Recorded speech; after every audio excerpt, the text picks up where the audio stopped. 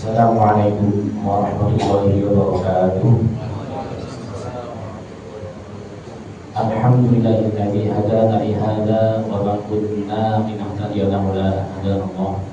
Asyhadu an la ilaha illallah wa asyhadu anna Muhammadan 'abduhu wa rasuluhu. Allahumma shalli wa sallim wa barik ala sayyidina Muhammadin wa ala alihi washabbihi ajma'in. Amma ba'du. Bapak Ibu jamaah Masjid At-Taqwa rahimahullah, pada siang hari ini kita mari bersyukur kepada Allah seraya mengucapkan alhamdulillah karena Allah masih berkenan menjadikan kita sebagai muslim sekaligus mukmin yang taat dan diberi taufik, sehingga dengan kesadaran hati sekaligus mudahnya langkah kaki kita untuk menuju melaksanakan sholat zuhur berjamaah. Mudah-mudahan Allah catat kita sebagai orang-orang bertakwa. Amin ya rabbal alamin. Bapak Ibu rahimakumullah, materi kita pada siang hari ini yaitu masail fis shalah, yakni tentang fikih sholat. Dalam hadis Nabi, beliau mengatakan, "May yuridillahu bihi khairan yufaqihuhu fid-din." Barang siapa yang Allah kehendaki dia mendapatkan kebaikan, maka Allah jadikan dia mudah untuk berfikih dalam agama. Apa itu fikih? Sering sekali kita pelajari, yaitu al-fiqhu wa al-fahmu. Fikih itu adalah paham, di mana dalam pelaksanaan takwa ada perintah dan larangan. Kita harus meyakini bahwa sepahit apapun yang kita pandang, kalau itu perintah Allah maka kita harus tetap melaksanakan, tetapi tidak ada yang baik dari perintah Allah. Kita harus meyakini bahwa di balik perintah Allah itu ada manfaat untuk kita dan pasti ada kemuliaan bagi yang melaksanakannya. Semenarik apapun larangan Allah, meskipun itu kita takjub padanya, kita ingin untuk melaksanakannya, tapi ingatlah bahwa di balik larangan Allah pasti akan ada kehinaan atau kehancuran atau madharat yang berbahaya bagi manusia. Mungkin kita tidak tahu apa di baliknya, tapi Allah lah yang tahu. Dan kita harus percaya bahwa Allah Maha tahu segalanya, Maha tahu apa yang akan terjadi. Karena itu sebisa mungkin ketika itu larangan Allah kita jauhi. Maka dari pelaksanaan takwa, yakni untuk melaksanakan perintah Allah itu kita butuh paham, sehingga sesuai dengan apa yang Dia perintahkan. Dalam bab ini yaitu dalam masalah sholat, di mana kita diperintahkan untuk sholat, dan hadis Nabi terkait sholat ini sangat penting karena beliau pernah menyampaikan dari Abu Hurairah, "Inna awwala ma yuhasabu bihi al-'abdu yawmal qiyamah min 'amalihi sholatuhu." Bahwa sesungguhnya yang paling pertama dihisab dari seorang hamba yaitu amal-amalnya, yaitu sholatnya yang paling pertama dihisab. Bagi sholat faqad aflaha wa anjah. Apabila sholatnya baik, maka dia akan beruntung dan berhasil. Wa in fasadat, namun jika rusak sholatnya, faqad khaba wa khasira, maka dia gagal dan rugi. Fa in taqasa min fardhihi syai'un, apabila terjadi kekurangan dalam fardu-fardunya, qala rabbi, maka Allah akan berkata, "Unduru hal li'abdi min tatawwu'in." Lihatlah oleh kalian wahai para malaikat, apakah ada di antara hambaku ini kesunahan-kesunahan. Fayukammilu minha antaqasul minal fardhiyah. Maka jika ada kekurangan-kekurangan dalam fardu-fardu yang dilaksanakan, maka amal-amal sunnah itu, sholat-sholat sunnah itu bisa menyempurnakan yang kurang. Maka Bapak Ibu rahimahullah, pentingnya kita memahami sholat. Barangkali di antara ada amal-amal fardu yang kurang, maka bisa kita sempurnakan dengan kesunahan-kesunahan yang ada dalam sholat ataupun sholat-sholat sunnah itu sendiri. Dalam Kajian siang ini ada beberapa bab tentang masalah-masalah yang sudah terangkum dalam kitab Mawaidul Mukminin ini, yaitu yang pertama yaitu masalah dalam gerakan sholat. Dikatakan al-fi'lu qalil wa in kana la yubtilu as-salata fa huwa makruh. Gerakan yang sedikit meskipun tidak membatalkan sholat, maka hukumnya makruh. Apa ukuran sedikit dan apa ukuran banyak, maka itu dikembalikan kepada urf atau kebiasaan, dikembalikan kepada penilaian banyak orang. Namun Nabi pernah direkam oleh sebagian sahabat. Beliau pernah kedapatan menggendong anaknya dari istrinya, yaitu Umamah binti Zainab. Ketika beliau sholat dan berdiri, anak ini digendong. Namun ketika beliau sujud, anak ini ditaruh lagi. Kemudian beliau berdiri, digendong lagi. Nah, ini menjadi dalil bahwa gerakan sedikit dan dengan kebutuhan, maka itu boleh. Ya. Di sini hukumnya makruh, gerakan sedikit illa lihajatin, kecuali butuh, kecuali hajat. Wadzalika fi dafil mali, misalnya seperti menghalangi orang yang lewat di depan orang sholat. Jadi pernah jangan tahu ya, ada orang lewat di depan orang sholat kemudian tutup portal ya. Nah, gerakan seperti itu tidak makruh karena butuh untuk menutup orang ini supaya tidak melewati orang sholat. Nah, ukuran melewati orang sholat itu seperti apa? Apakah satu garis seperti ini? Ukurannya adalah dengan perkiraan orang itu sujud sampai mana? Tidak selalu ya, tidak selalu garis ini. Kalau dia sujud sampai 10 garis, ya berarti garis ini sudah aman. Jadi seperti itu. Tempat sholat itu tidak seukuran sajadah, karena sajadah kadang-kadang lebih lebar daripada orangnya. Dan kalau kita melihat orang-orang yang menggunakan sajadahnya untuk dirinya sendiri, biasanya soft-softnya akan renggang. Makanya kita harus mengerti bahwa sajadah yang kita pakai biasanya itu masih lebih dari ukuran kita, sehingga jika ada soft yang bolong atau renggang, maka kita selayaknya mempersilahkan orang di sebelah kita untuk merapatkan barisan. Kemudian contoh hajat yang selanjutnya, waqatil aqrabi, atau membunuh kalajengking. Jadi kalau dulu Bapak Ibu, masjid itu tidak seperti ini. Dulu itu masjid adalah masjid di tanah lapang yang oleh Rasul hanya diberi garis saja, sehingga barangkali di kanan kiri masjid itu ada tumbuhan atau ada hutan atau ada alam yang masih murni ya, kemasukan hewan itu biasa. Tapi kalau sekarang masjid cenderung lebih aman. Nah, di sini kalau menjumpai hewan yang berbahaya, maka itu lebih baik dan lebih selamat untuk dibunuh hewannya. Ular, kalajengking itu harus dibunuh karena mengancam nyawa atau mengancam keselamatan. Nah, kesimpulan dari pernyataan ini berarti sholat itu kalau bisa khusyuk, maka lebih baik dengan keadaan terjaga, melek, bukan merem ya. Karena kalau merem ya, mana tahu ada kalajengking di depan. Kalau orang mana tahu ada orang lewat juga di depan. Maka dari pernyataan ini berarti sholat itu dalam keadaan mata terbuka. Ada kan orang yang sholat yang orang melihat. Nah, dalam keadaan mata terbuka. Nah, semua ini hajat karena isyawishu alaihi khusyuk, karena tadi itu ya, termasuk orang yang lewat ataupun adanya hewan yang buas atau hewan yang mengancam itu dapat mengganggu kekhusyuan.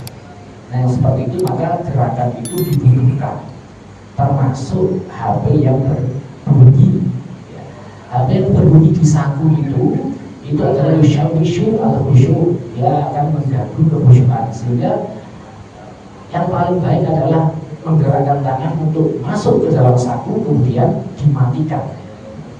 Bukan kita sebut orang yang mematikan HP itu berarti tidak khusyuk, fokus nanggapi, tidak. Justru malah menyelamatkan banyak orang supaya tidak mengganggu orang sholat karena bunyi HP-nya. Nah itu. Jadi yang paling baik malah dimatikan, bukan dibiarkan. Nanti sulitnya kalau HP taruh di bawah, tapi orangnya berdiri. Nah, gerakan itu akan menjadi besar karena akan berubah dari berdiri ke arah sujud. Yang nunggu pas sujud, nunggu pas keadaan turun atau pas rukuk, kalau tangannya menjangkau maka dimatikan. Itu lebih cepat, lebih baik. Itu kontekstualisasinya adalah di zaman sekarang itu HP. Kalau dulu hewan-hewan ya, kalau sekarang HP. Di berbunyi itu mengganggu kekhusyukan. Kemudian wamahma kata pada masa ayatu ayataihi ala fihi. Kalau misalnya terjadi menguap atau mengantuk saat sholat, maka boleh meletakkan tangan di mulut. Itu dihitung dengan keadaan hajat. Boleh diletakkan di mulut, termasuk wa'id atosa, termasuk bersin. Hamidallah itu seyogianya juga mengucapkan hamdalah, tapi ala nafsihi, fi nafsihi, pada dirinya sendiri, tidak dikeraskan atau dibaca dalam hati.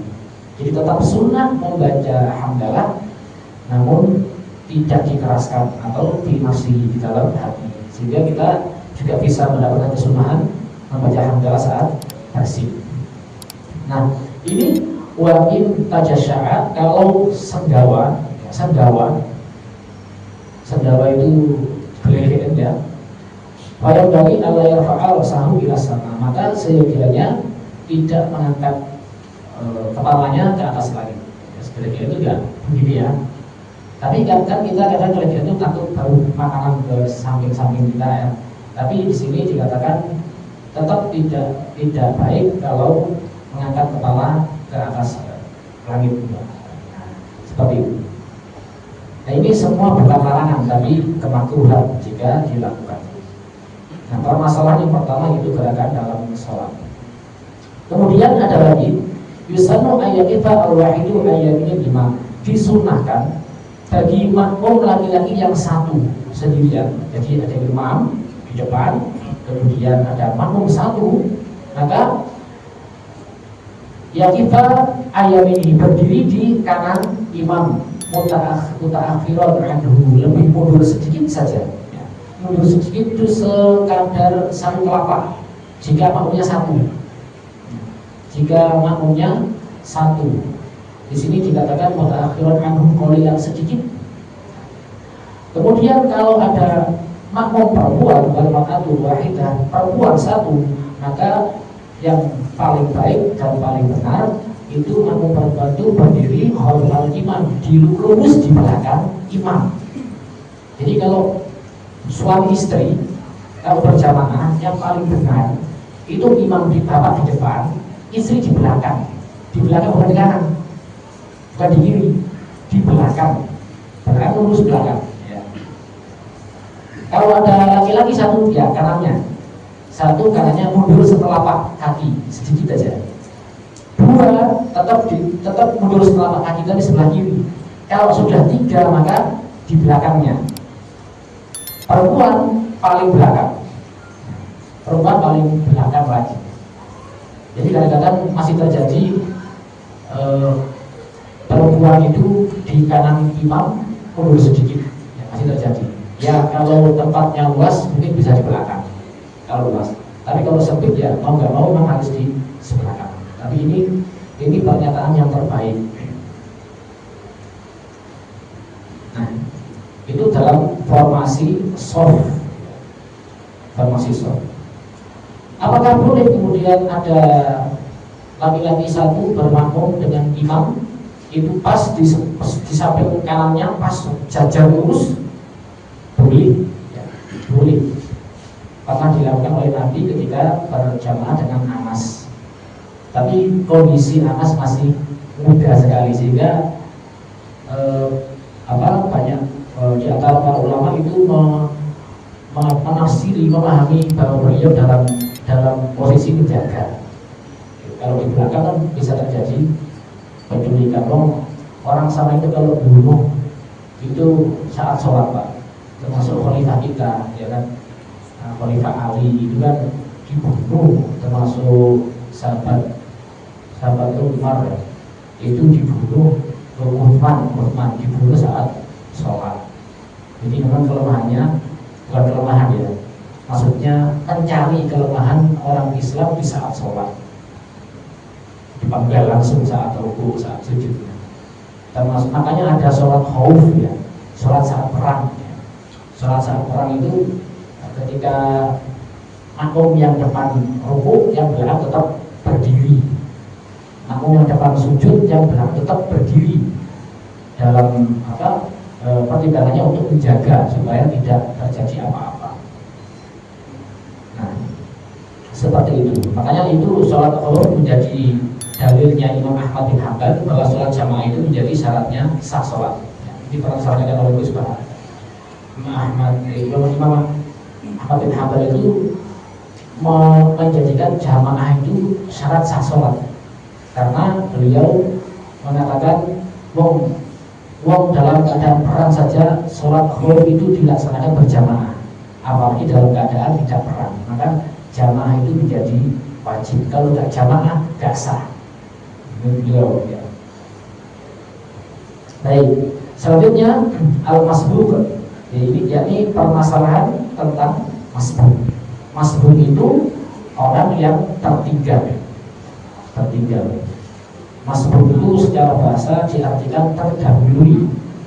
Idza adraka akhir sholatil imam, ketika makmum masbuk itu menemukan akhir sholatnya imam, misalnya sholat subuh 2 rakaat, imamnya rakaat kedua, masbuknya masuk di rakaat kedua, bahwa awalu sholatihi, maka rakaat kedua imam itu menjadi awal sholatnya makmum masbuk. Kalau yuwafiqil imam, maka makmum masbuk itu seyogyanya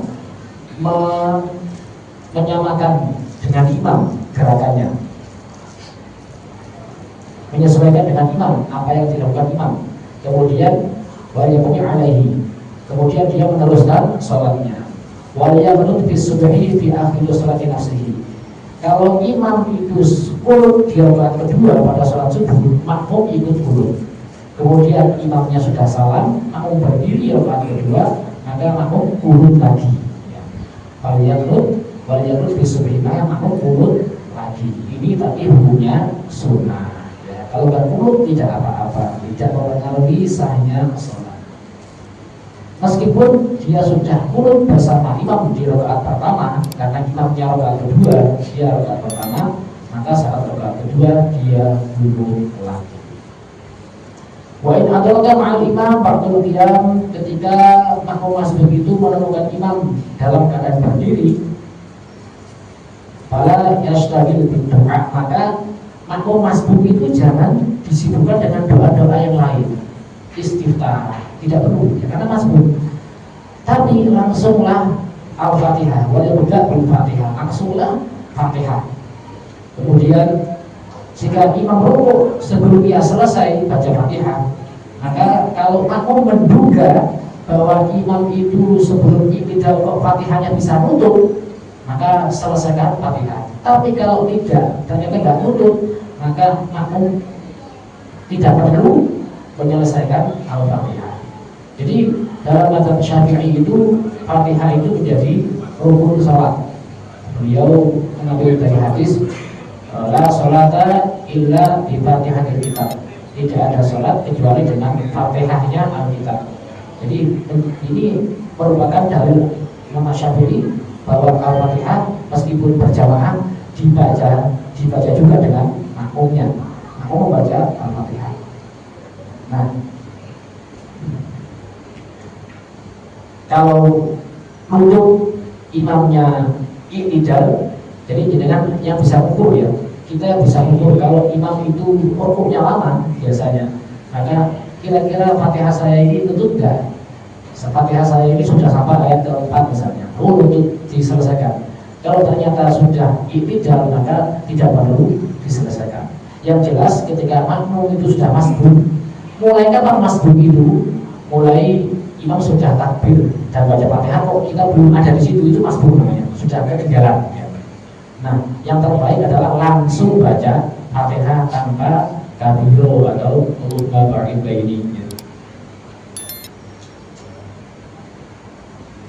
Karena sempurnanya Fatihah itu lebih baik daripada tidak sempurna, gara-gara kita membaca kabiro.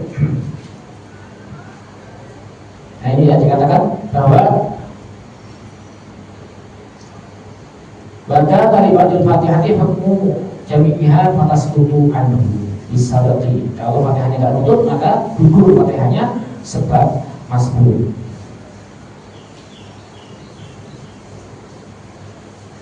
Baik, wa in adraka al-imam fi sujud aw tasyahhud kabbarul ihram, thumma yajlisu wa lam yukabbir bi khilafi ma idza adrakahu. Ketika menemukan imam dalam keadaan sujud atau tasyahud, maka setelah takbir langsung duduk tanpa takbir. Jadi Allahu Akbar langsung duduknya tanpa takbir intiqal. Takbir intiqal itu takbir selain ihram. Hukum takbir intiqal ini sunnah, Pak. Enggak baca enggak apa-apa. Gitu kan. Jadi yang baca takbir cuma awalnya aja Allahu Akbar, yang kedua rukuk, i'tidal, sujud, diem aja itu tidak apa-apa. Tapi kalau ihram wajib diucapkan. Namun kalau jadi imam ya jangan diem, enggak tahu makmumnya nanti sampai mana imamnya. Kan akhirnya kecilin makmumnya. Kalau jadi imam ya dikeraskan. Nah, kalau imamnya sujud atau tasyahud, maka makmum yang masbuk Allahu Akbar langsung apa tadi? Ikut sujud atau tasyahud tanpa takbir lagi. Tetapi berbeda idza atau di ruku. Kalau imamnya ruku, kita masbuk tapi imam dalam posisi ruku, maka sunnah takbir ya. Allahu Akbar lagi.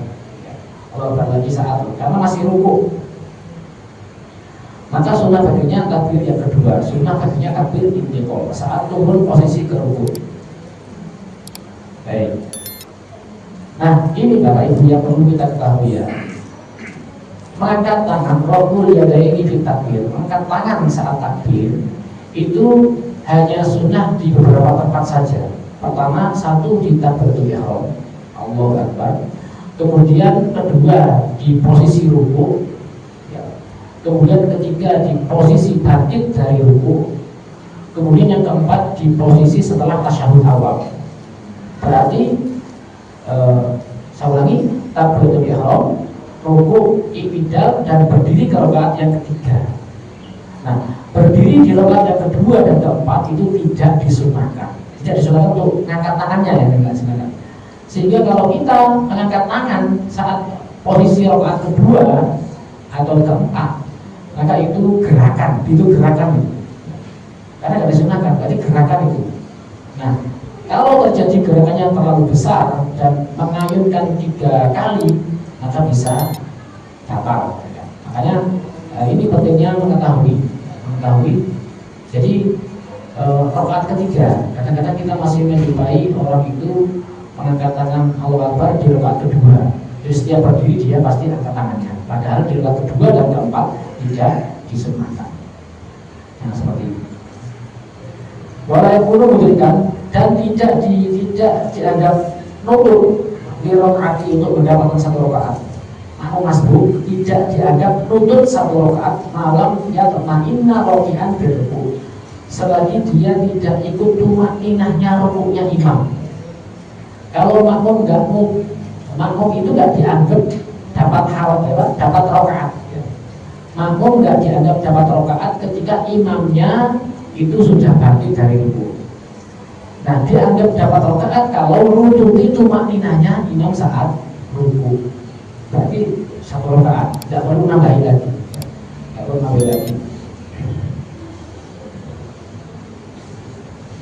Nah, katanya rakaat ruku sama ya.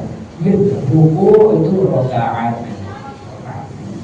4 rakaat berarti 4 kali ruku itu rokaah ruku sama. Jadi 4 rakaat 4 ruku. Yang berbeda itu sholat gerhana 2 rakaat 4 kali ruku. Masalah selanjutnya, manfaat untuk ini aja yang lebih pentingnya.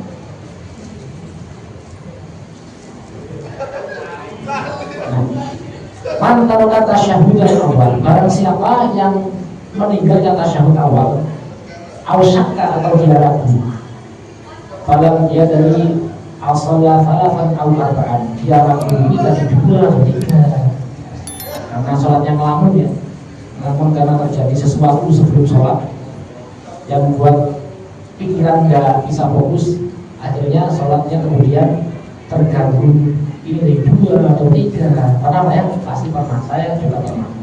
Ini 2 atau 3, maka akhadha bil yakin, maka ambillah yang paling yakin di antara 2 atau 3. Kira-kira yang paling yakin antara 2 dan 3 ini, atau ini 2 atau 3, yang antara 3. Kalau 2-nya kan pasti ini 2 atau 3, yang 2 pasti kan. Tapi yang 3 ini ya orang, yang ya orangnya kan 3. Maka yang keadaan seperti ini, maka kita ambil yang paling yakin, yaitu 2, meskipun kenyataannya misalnya itu 3, tapi yang paling aman kita ambil ya yang 2, yang paling sedikit. Nah, nanti itu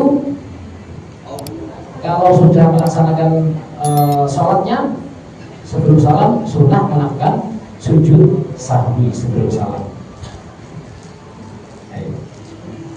Jika sujud sahwi masih lupa, ya, nggak sujud sahwi padahal sunnah, itu masih bisa sujud sahwi dilaksanakan setelah salam. Ya, setelah salam bisa dilaksanakan dengan catatan tidak jeda lama. Ingat, belum sujud sahwi, habis salam sujud sahwi, kemudian salam lagi. Asal tidak jeda lama. Kalau sudah jeda lama, ya, lama itu menurut ukuran kebiasaan. Orang dikatakan sebentar atau lama kan kita tahu. Kalau masih 2-3 detik ya masih sebentar. Tapi kalau sudah 1 menit baru ingat, itu sudah lama. Maka nggak perlu sujud sahwi. Karena sujud sahwi itu sunnah, bukan kewajiban. Yang penting lagi Bapak Ibu rahimahullah, diantaranya yaitu tentang mendahului imam. Biasanya terjadi ketika imamnya itu gerakannya lambat, makmumnya lebih atas daripada imamnya. Layang bagi hendaknya tidak, ayat taqaddama al-makmum, makmum itu mendahului alal imami atas imam, fil ruku' wa sujud wa rafi minhuma, dalam ruku' dan sujud dan berdiri dari ruku'. Dan semua amal-amal sholat hendaknya makmum tidak mendahului. Kemudian walayang bagi ayusawiyahu, jangankan tidak mendahului, sama saja gerakannya bareng itu hendaknya juga tidak dilakukan. Tetapi sedianya makmum itu mengikuti imam setelahnya imam melaksanakan gerakan-gerakan. Kenapa? Pada makna dia berbeda, karena inilah yang disebut dengan berjamaah, ikut. Jadi yang disebut dengan jamaah itu karena makmum ikut imam, bukan makmum bersamaan dengan imam, apalagi makmum nyalip imam. Ya. Apabila terjadi taqaddama, mendahului alaihi atas imam, berarti ibu dari sholatihi khilafun, maka dalam hukumnya itu terjadi khilaf. Ada yang mengatakan batal, ada yang mengatakan tidak. Yang perlu diketahui adalah bahwa syaddada Rasulullah sallallahu alaihi wasallam an-nakira fi, Nabi Muhammad sangat mengingkari orang yang mendahului imam. Beliau pernah mengatakan ama yakhshallazi yarfa'u ra'sahu qabla al-imam. Apakah orang yang mengangkat kepalanya sebelum imamnya ayyahulallahu? Apakah orang yang mengangkat kepalanya sebelum imamnya itu tidak takut jika Allah merubah kepalanya menjadi kepala ra'sahimar, kepala keledai? Ini peringatan dari Nabi, jangan sampai mendahului imam. Yang dikatakan beliau itu angkat kepala sebelum imamnya angkat maksudnya berdiri ya, berdiri sebelum berdiri. Takutlah kalian ya, takutlah kalian, kata Nabi, Allah berubah kepala kalian menjadi kepala keledai, kata beliau. Nah, seperti itu. Kalau dalam fikih yang kitab fikih dasar itu, Bapak Ibu, dikatakan batal itu kalau mendahulunya 2 rukun atau tertinggal 2 rukun, maka makmum itu batal sholatnya. Jadi menjadi imam itu sulit ya, karena mengukur kecepatan ya, itu sulit. Jadi melihat kebiasaan tempat yang tidak biasa, kan? Seperti di sini kan bukan kebiasaan saya ya. Jadi itu kira-kira ukurannya kayak apa itu ya tidak mudah. Ada orang yang kepingin lama, ya. Ada orang yang kepingin cepat, ya. Yang kepingin cepat dalil Nabi melarang kita sholat lama-lama karena Nabi pernah marah. Sahabat itu masuk pernah ditegur Nabi gara-gara sholatnya lama. Maka bapak tolong pakai kudu aja dan kuliah. Nah gitu, ada apa kayak gitu Pak? Kalau diteliti hadisnya di sini ada, di sini ada. Nabi itu melarang imam lama-lama. Di sini dikatakan sebenarnya sholat yang digunakan untuk dibaca suratnya itu sabihis halata. Jadi ukuran pendek menurut fikih itu sabihis halata. Nah kita enggak, namanya kumus kedapat. Namanya pun protes kita. Maunya kita kan pun. Jadi Ibnu Mas'ud yang ditegur Nabi itu karena beliau baca Al-Baqarah utuh 2 juz setengah, 2 juz seperempat, ya mesti mawar Nabi duko, Nabi apa marah karena yang dibaca 2 juz ya. 2 juz ini setengah juz ini, 1 juz setengah jam Pak, 2 juz 1 jam, tambah seperempat, 1 jam seperempat hanya berdiri 1 rakaat, ya mesti aja Nabi beliau murka karena berarti tidak toleransi salah jamaahnya. Tapi beliau mengatakan surat-surat mufassal ya. Surat-surat mufassal itu adalah surat-surat yang dianggap surat-surat pendek, itu surat-surat mufassal. Mulai juz 28 Mbak. Itu surat mufassal semua. Nah, kita lamanya itu sudah panjangan ya. Baik. Nah, ini ada menarik Bapak Ibu ya. Ada menarik di sini yaitu tentang bab ini. Sholat sunnah yang dikodok. Biasanya kan kita kodok sholat fardu. Nah ini, tadi bacakan hadisnya. Ruya anna Rasulullah sallallahu alaihi wasallam sholat ini ba'dal asr. Bahwa Rasul sallallahu alaihi wasallam pernah sholat 2 rakaat setelah asar. Setelah asar kan mestinya kan tidak sholat. Tapi beliau pernah itu dilihat oleh para sahabat melakukan sholat ba'dal asar. Lalu maka dikatakan kepada beliau, tanya kepada beliau sahabat yang menyaksikan ini, amalah hidana an hada ya Rasulullah, engkau kan pernah melarang kami sholat pada asar. Kemudian beliau mengatakan, Umar katanya kuntu usolli hima pada zuhri fasyawalani anhumal waktu. Tadi yang saya sholat pada asar tadi itu aku sebetulnya sholat pada zuhur. Tapi waktu pada zuhur saya ketekan tamu, saya kedatangan tamu, sehingga saya tidak sempat sholat ba'diyah zuhur. Ini Pak, ini dalil Nabi memprioritaskan yang prioritas Pak. Tamu itu wajib ditemui, sholatnya sunnah pada zuhur. Kita kan enggak. Saya ngomong ba'diyah sih. Nabi enggak gitu Pak. Nabi tamu didahulukan karena wajib. Kata Nabi kan, man kana yu'minu billahi wal yawmil akhir falyukrim dhaifahu. Siapa yang mengaku iman sama Allah dan hari akhir, maka dia memuliakan tamu. Beliau praktek. Tamu top sholat sunnah ya, ditinggal dulu. Entek apa ini bangga. Nanti sholatnya pada asar beliau. Nah, beliau mengatakan fasyawal ada tamu sampai saya kemudian habis waktunya, sehingga beliau kemudian sholat ba'diyah dulunya dilaksanakan pada asar. Ini boleh. Ini menjadi dalil sholat sunnah di qadha. Ada lagi. Qalat Aisyah, berkata Aisyah istri Rasul radhiyallahu anha, karena Rasulullah sallallahu alaihi wasallam idza balaghahu naum, ketika Rasul itu pernah Tanya beliau tidur awaludun atau beliau dalam keadaan sakit, falam yakub, dan beliau kemudian tidak bisa qiyamul lail. Falam yakub tilka lailah, beliau tidak bisa qiyamul lail karena mungkin istirahatnya butuh banyak, tidurnya banyak, kemudian dalam keadaan sakit.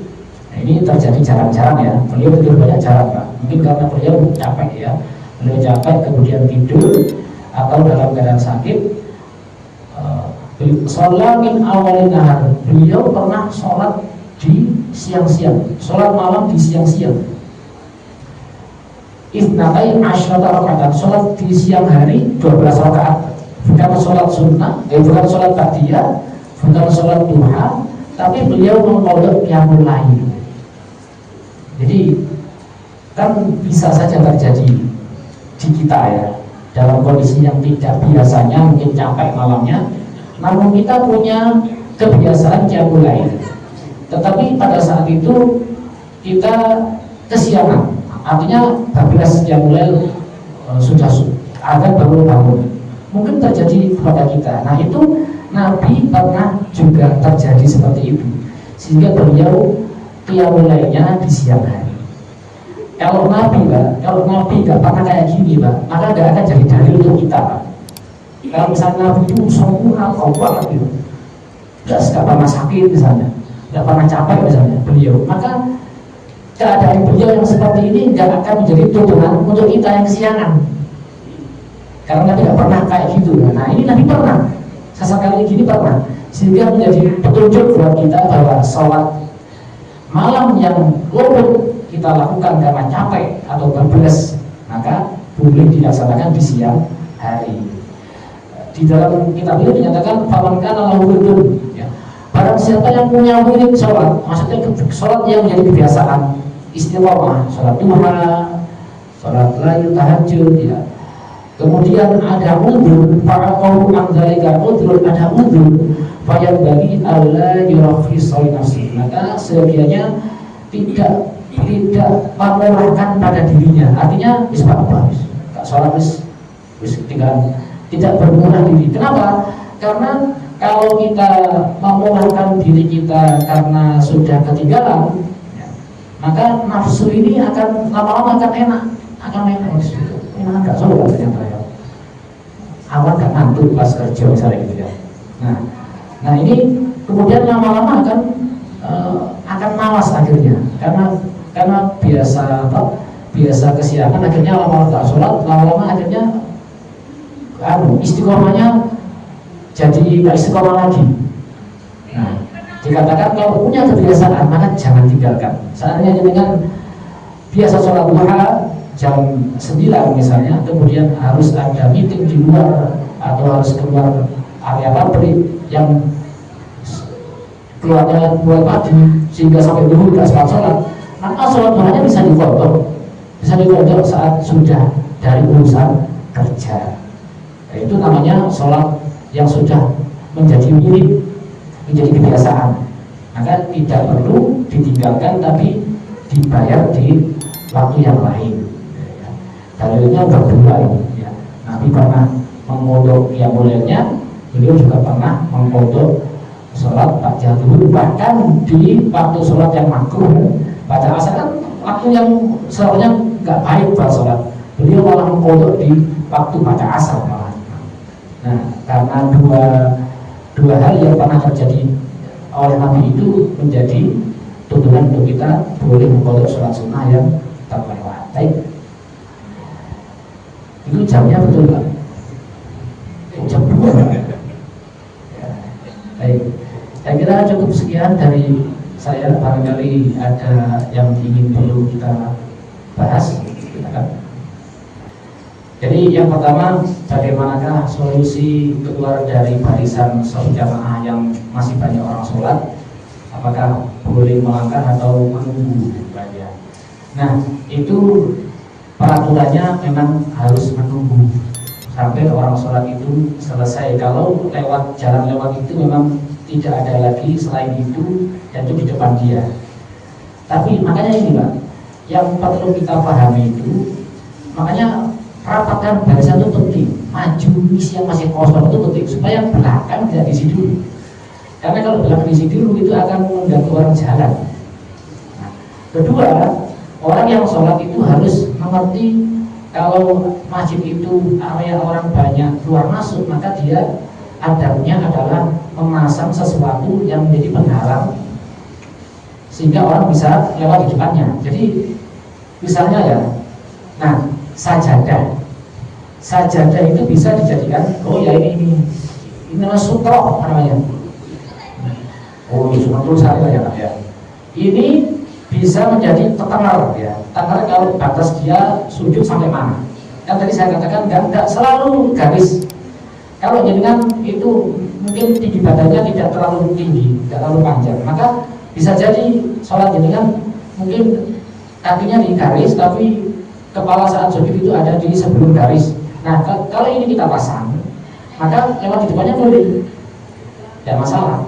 Nah, kemudian yang kedua, selain ini, itu sudah dikontekstualisasikan, meskipun bukan ini, itu bisa pulpen, bisa tas, sajadah juga bisa. Jadi kalau ada sajadah yang dihamparkan, ada orang lewat di depan sajadah itu tidak melangkahi orang, karena orangnya enggak ke sajadahnya, tapi di luar sajadah. Jangan terus jangan gini kan ya, mau di luar sajadah. Selama dia di luar sajadah, itu berarti dia sudah di luar batas dengan sujud. Masa kita sujud sampai di lebih sajadah kan enggak? Nah, itu boleh. Makanya pembatas seperti ini itu pentingnya untuk menjadi tangga. Ya. Dan kita berarti mempersilahkan orang lewat kalau ada gini. Nah ini penting.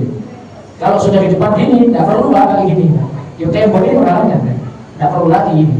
Ini untuk dipergunakan yang di belakang. Makanya yang paling bagus itu selama di depan tiang pilar itu belum terisi untuk sholat sunnah, cuma pilar aja, karena orang pasti bisa lewat. Ada pilarnya lah, ya. Atau pakai ini. Kalau tidak ada lagi jalan, maka memang yang anjurannya adalah menunggu. Karena ada hadis Nabi yang mengatakan jika orang itu tahu konsekuensi dari melewati orang sholat, maka dia akan rela menunggu 40 tahun. Berarti nggak tahu apa itu kira-kira ancamannya ya. Nah, cuma yang itu yang sholat yang belum ngerti ini wajib dengan haram begitu. Nah, gitu. Makanya yang di depan pintu-pintu itu diisi paling terakhir kalau misalnya masjid penuh. Kalau belum penuh, ya mengisi yang di depan. Jadi seperti itu. Oke.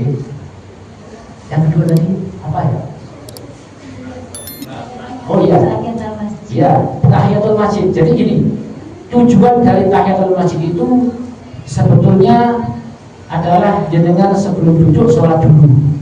Nah, kalau kurang 2 menit komat, maka kira-kira kalau saya tahiyatul masjid 2 rakaat, qobliyah 2 rakaat, nutup nggak kira-kira? Tidak nutup kan? Ya, jelas tidak nutup. Maka yang kita ambil qobliyahnya, qobliyah. Kenapa? Karena tahiyatul masjid itu sudah dianggap gugur ketika kita sholat sunnah qobliyah. Sebab sholat sunnah qobliyah itu adalah sholat juga sebelum kita duduk. Kalau misalnya sudah qomat kita masuk langsung sholat fardu, itu pun juga sudah kita tahiyatul masjid. Karena tahiyatul masjid itu tujuannya pokoknya sebelum duduk sholat dulu, sholat apa aja. Jadi misalnya udah qomat baru datang langsung sholat, itu juga masuk di dalamnya tahiyatul masjid gitu. Karena kita belum duduk sudah sholat dulu. Yang tidak dapat tahiyatul masjid itu kita duduk dulu sebelum sholat. Nah, jadi masjid kan tahiyatul masjid itu kan penghormatan masjid. Tahiyatul penghormatan masjid ya. Jadi masjid itu kita itu menghormati masjid ketika kita masuk masjid sholat dulu. Apa saja sholatnya? Nah, apa saja? Kalau keadaan kurang 2 menit tadi, maka kita ambil yang qobliyah dulu. Nah, kemudian sholat sunnah qobliyah 2 menit, kok sehingga nutup, udah qomat misalnya, maka anjuran Nabi tidak ada sholat apa-apa ketika iqamah sudah dikumandangkan, maka batalkan saat qomat. Batalkan wis, nggak perlu nunggu sampai tahiyat lagi. Batalkan, qomat batalkan. Jadi udah qomat itu sudah harus ngatasok dan barisannya apa? Seperti itu, dan itu tidak mengurangi pahala. Tidak mengurangi pahala.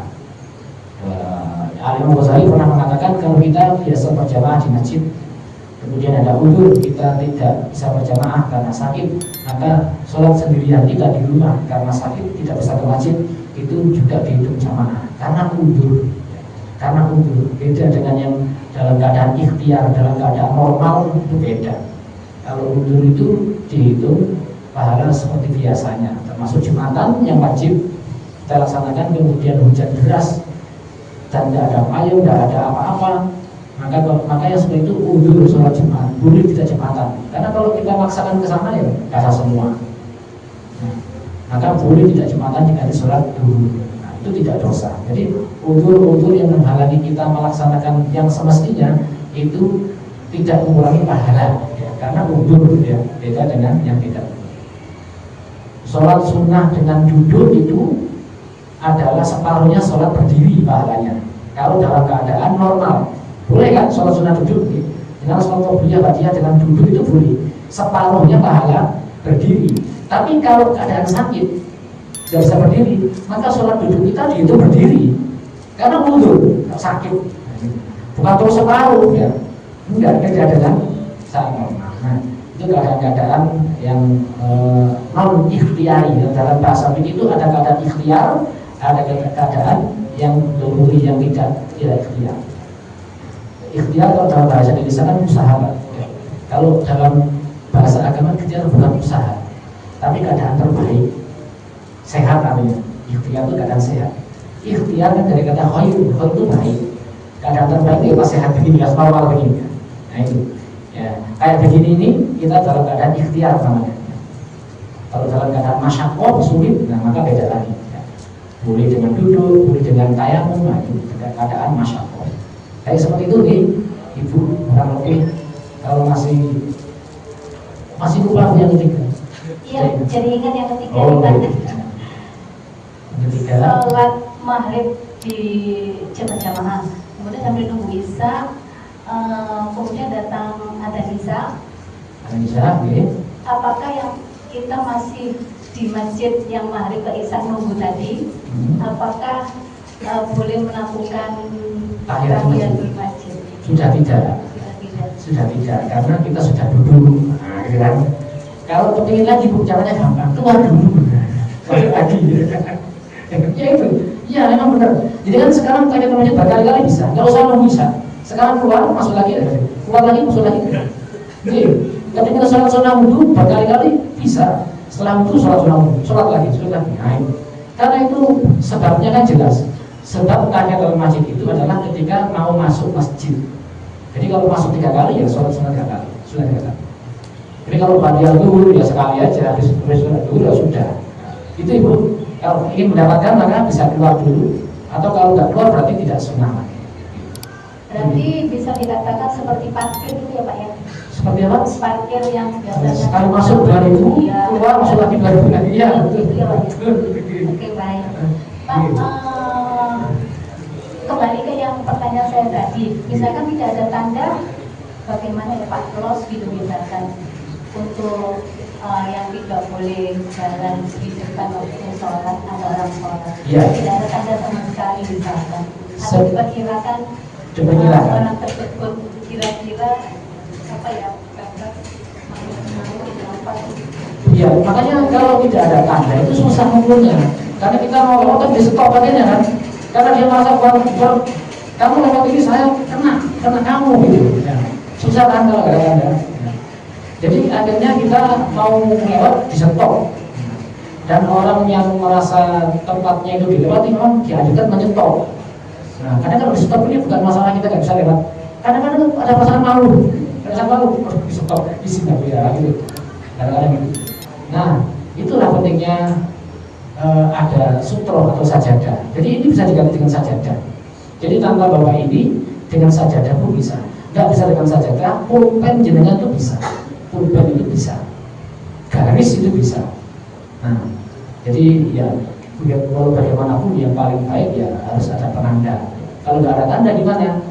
Bisa saja kita lewat asal tidak melebihi tempat dia sujud dengan perkiraan. Kok ternyata masih kurang tempat sujudnya, ya siap-siap saja diginikan ya. Atau kita akan mendapat konsekuensi melewati orang sholat. Gitu. Sambung ya. Terima kasih Ustaz. Assalamualaikum warahmatullahi wabarakatuh. Kalau cukup ya oleh Bu, di pertemuan akan datang kita bisa dengan bab yang lain. Wallahu muwaffiq ila aqwalikum wa ala Assalamualaikum warahmatullahi wabarakatuh.